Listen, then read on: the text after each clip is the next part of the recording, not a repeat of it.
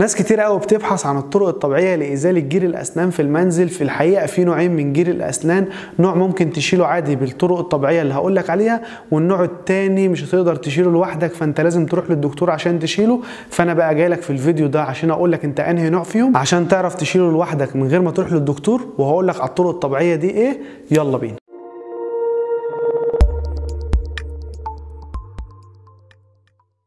السلام عليكم، معكم دكتور مصطفى هيكل، برحب بكم في فيديو جديد. جير الاسنان ده من اكتر المشاكل المنتشره عند كل الناس، وجير الاسنان ده بقى مشكلته انه لو فضل على الاسنان فتره طويله هيسبب فيها مشاكل كتيره قوي. زي ايه المشاكل دي بقى؟ زي التهاب ونزيف في اللثه، وتراجع في اللثه، وتراجع في العظم، وتخلخل في الاسنان، والاسنان تقع لوحدها بعد فتره. طيب عشان بقى تتجنب كل المشاكل دي لازم الاول تنظف الجير ده وتعرف انت انهي نوع فيهم عشان تقدر تنظفه.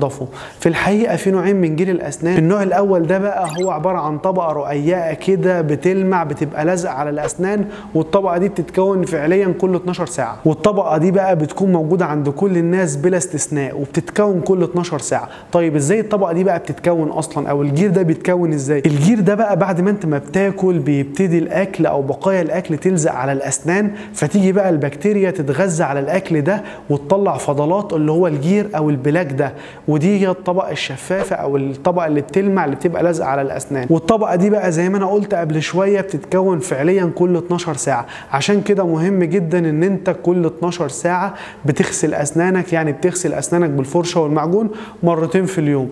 طيب بقى نيجي للنوع الثاني من جير الاسنان. انت دلوقتي بقى بعد ما اكلت وما بدأتش تغسل اسنانك لمده 12 ساعه بدات الطبقه الرقيقه دي تتكون. طيب بعديها بقى ب 24 ساعه ايه اللي بيحصل؟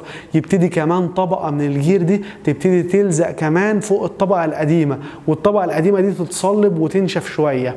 طيب بعد فتره بقى طويله تقعد مثلا كذا سنه، فتلاقي ان الطبقات دي فضلت تتراكم فوق بعضها فوق بعضها فوق بعضها وتتصلب، ومش هتقدر تشيلها بالفرشه العاديه. والنوع الثاني بقى من جير الاسنان وهو الكالكولاس، ودي بتبقى الطبقه الصلبه من جير الاسنان اللي بتبقى صعب ان انت تشيلها بالفرشه العاديه.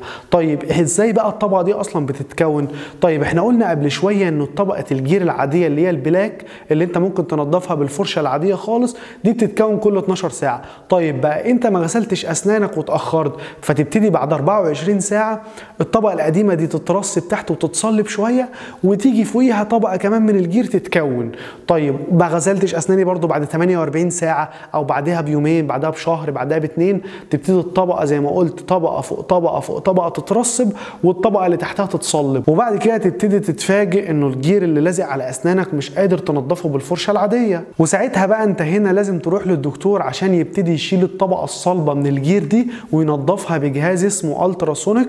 الجهاز ده فايدته ان هو بيطلع موجات اهتزازيه كده بتقلل الجير اللي بيبقى لازق على الاسنان وتوقعه بدون اي الم ولا اي ضرر على اللثه خالص. نيجي بقى للنوع الاول من جير الاسنان، وهو النوع اللي انت ممكن تشيله عادي بالفرشه العاديه او بالطرق الطبيعيه اللي هقول لك عليها بعد شويه. فاول حاجه بقى هتعملها هو انك هتبتدي تغسل اسنانك بالفرشه والمعجون عادي خالص، تمام؟ وبعد كده تبتدي تجيب حبيبات الفحم، دي بتبقى موجوده في الصيدليه، هتجيبها وتطحنها، وتجيب فرشه مبلله وتبتدي تاخد جزء من المسحوق اللي مطحون من الفحم ده وتبتدي تفرش بيه اسنانك.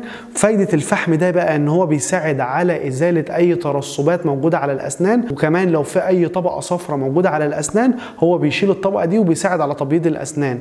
ومش بس كده، ده كمان الفحم مفيد جدا جدا على اللثه وعلى الاسنان. وتاني طريقه برضو معانا من طرق ازاله جير الاسنان هو باستخدام حبيبات الفراوله. الفراوله طبعا بيبقى فيها بذور صغيره كده، لما تبتدي تغسل بيها اسنانك البذور دي بتحتك مع الطبقه الجير اللي لازقه على الاسنان وتبتدي توقعها، ومفيده جدا لانها من الاحماض اللي فيها فيتامين سي اللي بيبقى مفيد جدا للثه وبيخليها حيويه. فالطريقتين دول بقى كويسين جدا ومميزين جدا في ازاله الجير اللي بيبقى موجود على الاسنان، وخصوصا النوع الاول من جير الاسنان.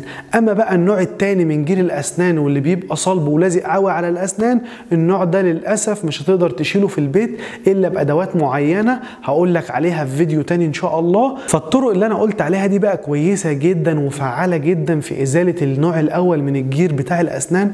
اما النوع الثاني فبيبقى صلب قوي وصعب ان انت تشيله بالطرق الطبيعيه دي، فانت لازم ساعتها تروح للدكتور تعمل تنظيف للجير. ناس بقى هتقول يا دكتور ده ناس كتيره قوي بتقول ان تنظيف جير الاسنان ده مضر وبيسبب فراغات ما بين الاسنان وتراجع في اللثه. في الحقيقه لا، التفكير ده غلط جدا، لانه تنظيف جير الاسنان عند الدكتور مفيد جدا للثه والاسنان. ده بالعكس، ده لو انت سيبته اصلا هو اللي هيسبب لك فراغات ما بين اسنانك ويسبب لك تراجع في اللثه. ومش بس كده، هتلاقي نفسك بعد فتره تتفاجئ ان اسنانك بقت تقع لوحدها. فعشان كده بقى مهم جدا ان انت لو عندك جير اسنان فانت دلوقتي قدرت تحدد انت انهي نوع فيهم عشان تقدر تنظفه، سواء بالطرق الطبيعيه اللي قلت لك عليها او ان انت تروح عند الدكتور وتنظفه. اتمنى بقى تكون حلقه النهارده لطيفه وتعجبكم باذن الله. اتمنى لكم صحه كويسه. سلام.